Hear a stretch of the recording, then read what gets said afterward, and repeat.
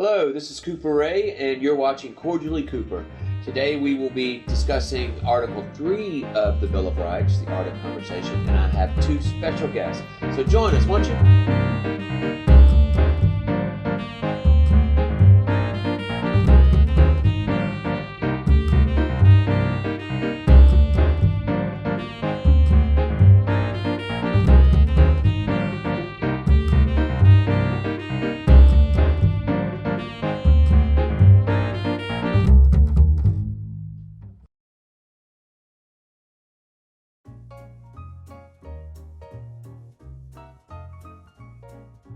Welcome back.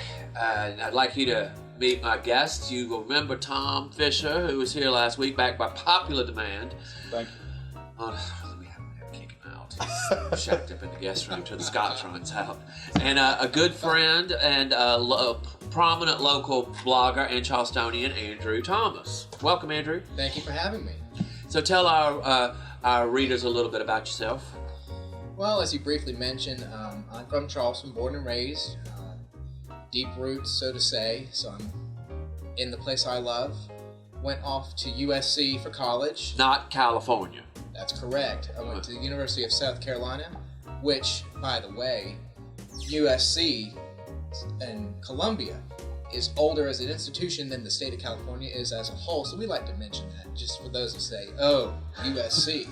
I will tell you, when I first moved back here, one of the college girls was saying she wanted to go to Alabama, but she only got into USC. I said, USC? That's glorious, going all the way out to California. And then she said Columbia. Columbia. Okay. So we are discussing Article 3 of the Bill of Rights, and Article 3 is the art of conversation. Everyone has a story to tell, just don't let yours be the only one, gas bag. And of course, No. When you write, at least for me, I am usually writing to myself. Yes. Very true. I'm a gas bag on occasion.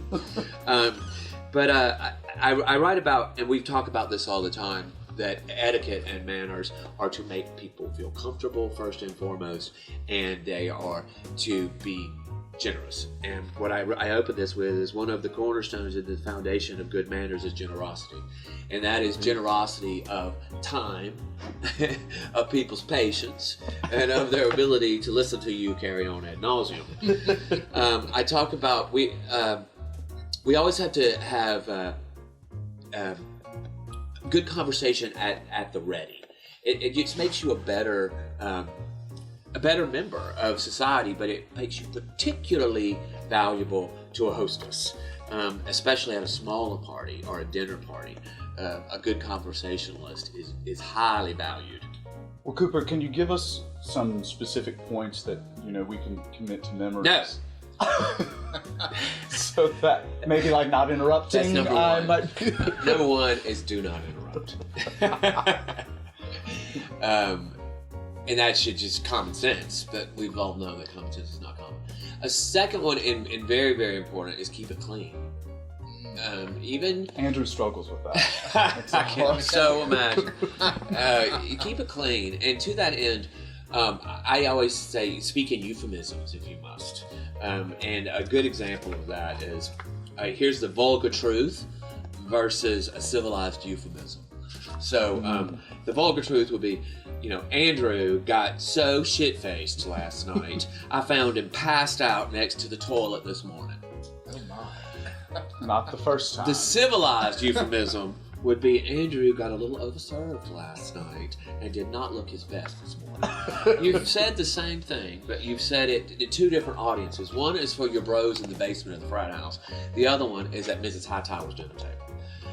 I hate when people say, what do you do?